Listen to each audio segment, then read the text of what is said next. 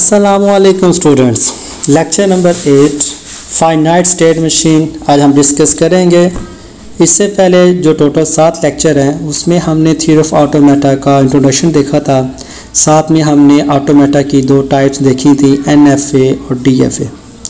अब ये एक न्यू चैप्टर है जिसमें हम फाइनाइट स्टेट मशीन को डिस्कस करेंगे। फाइनाइट स्टेट मशीन बेसिकली एक कंप्यूटेशनल मॉडल है जिसके अंदर हम क्या करते हैं, हार्डवेयर और सॉफ्टवेयर को इम्प्लीमेंट किया जाता है। इसके बाद ये यूज़ होती है to simulate the computer programme.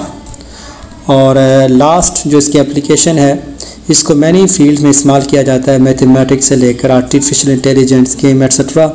आपके पास जो पहली स्लाइड थी उसमें मैंने इसका ज़िक्र किया था कि थ्योरी ऑफ ऑटोमेटा की लॉट ऑफ एप्लीकेशन है जो एक स्पेसिफाइड टास्क मशीन बोला जाता है। अब हम इसकी मेजर 2 टाइप्स हैं उनको डिस्कस करेंगे। हमारे पास 2 इसकी टाइप्स हैं, एक मेले मशीन है और दूसरी हमारे पास मोरे मशीन है। हमारे पास इसके जो टपल्स हैं उनकी तादाद 6 है। जो आपने NFA और DFA में देखा वहाँ पे टपल्स की तादाद 5 थी। अब इसमें कुछ चीज़ें हैं जिनके नाम तो वही हैं और बाकी 1-2 इनपुट्स इसमें ऐसी चीज़ें हैं जो हमने चेंज की हैं। फॉर एग्ज़ाम्पल इसमें O है, उसमें F फाइनल स्टेट थी, इधर O आउटपुट के लिए है और एक यहाँ पे X इनपुट को ऐड किया है जो कि पिछली NFA और DFA में आपने नहीं देखा। बाकी इनकी जो डिटेल है वो मेंशन है, Q क्या है, समेशन क्या है, ट्रांजिशन फंक्शन किसको बोलते हैं, ये चीज़ें हम पहले ऑलरेडी डिस्कस कर चुके हैं। मेले मशीन का जिक्र करें तो मेले मशीन में जो आउटपुट है वो 2 चीज़ों पे डिपेंड करती है। इसमें पहली चीज़ है उसकी प्रेजेंट इनपुट और दूसरी चीज़ है प्रेजेंट स्टेट। तो present input and present state ये दोनों चीज़ें आउटपुट को चेंज करती हैं। तो इसका जो स्ट्रक्चर है किस तरह बनता है, हमारे पास इधर भी स्टेट्स को हम सर्कल में शो करेंगे, इधर हम इनपुट्स के साथ आउटपुट मेंशन करेंगे। हम अगर इस स्टेट से इस स्टेट जाएंगे तो फलां इनपुट पे हमारी आउटपुट क्या होगी। इनपुट हमारी 0 हो सकती है, इनपुट हमारी 1 हो सकती है।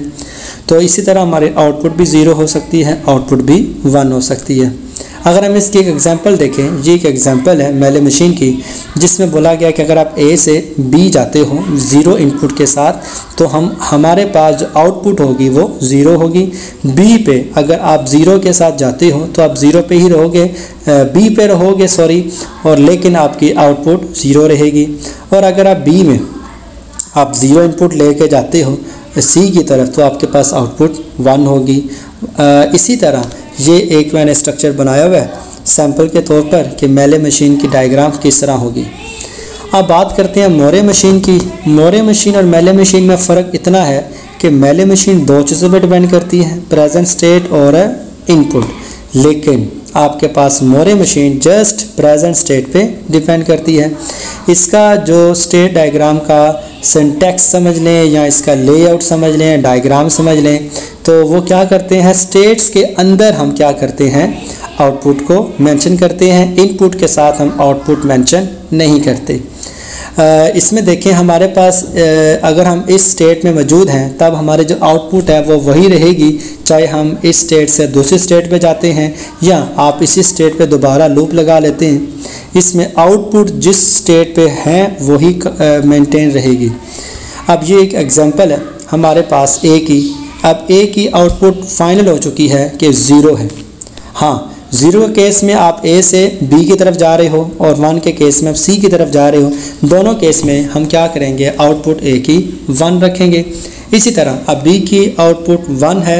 अब B में अगर आप 0 के केस में या 1 के केस में किसी एक स्टेट से दूसरी स्टेट जाते हो, आपकी जो आउटपुट है वो 1 रहेगी।